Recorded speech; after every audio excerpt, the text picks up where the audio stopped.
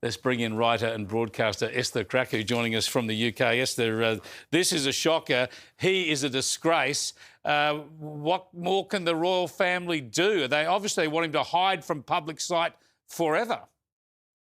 Yeah, I think the latest basically series of the Jeffrey Epstein files is kind of what pushed the king over the edge.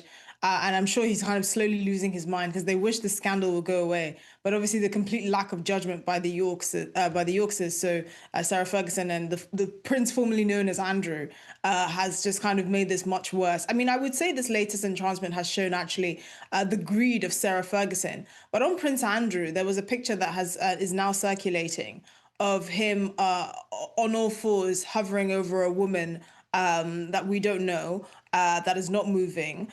And obviously this doesn't necessarily suggest any wrongdoing, but it just shows the kind of the degree of his relationship with Jeffrey Epstein. And I think the real scandal that people just can't get over is the fact that he actually repeatedly denied having any sort of contact with Jeffrey Epstein after his conviction for paedophilia and sex trafficking. And that's clearly proven to be false. Even Sarah Ferguson, in an email exchange a couple of years, I believe, after he was convicted, said that she wanted to be his pet.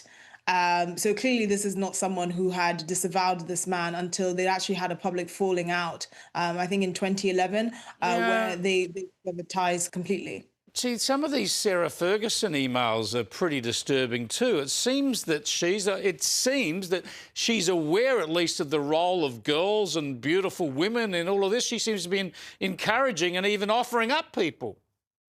Even worse still is the role that she decided to get her children to play in her friendship with Jeffrey Epstein, which is that she and her daughters, Princess Beatrice and Eugenie, went for lunch with Jeffrey Epstein in Miami, I believe, during one of the princess's 21st birthday bashes or something to that effect. Good Lord. Well, the other person, another very prominent person caught up in all this is Bill Gates, of course, claims that he picked up a sexually transmitted disease from a Russian woman. He's denied that publicly. But listen to Melinda Gates, the former wife of Bill Gates, talking about all of this. Whatever questions remain there of what I can't even begin to know all of it, those questions are for those people and for even my ex-husband. They need to answer to those things, not me. Well, and I am so happy to be away from all the muck that was there. She's happy she's no longer married to Bill Gates. She's happy to be away from the muck, as she put it. And we've just seen this interview with Bill Gates on Channel 9. It's factually true that I was only at dinners. You know, I never went to the island. I never met any women. And so, you know, the more that comes out, the more clear it'll be that although the time was a mistake, it had nothing to do with that kind of behavior. There we go. I never met any women. Wow, this is getting curiouser and curiouser, Esther.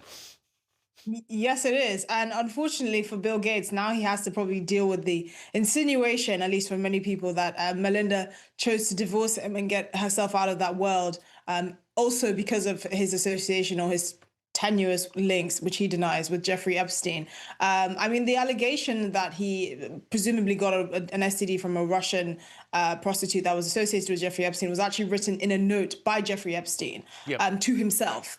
So it wasn't actually a form of correspondence. So there are allegations that he wrote that for the purposes of explicit blackmailing, which again will become clearer later on down the line. But obviously the damage is already done. I mean, it's just a terrible, terrible story. Shocking.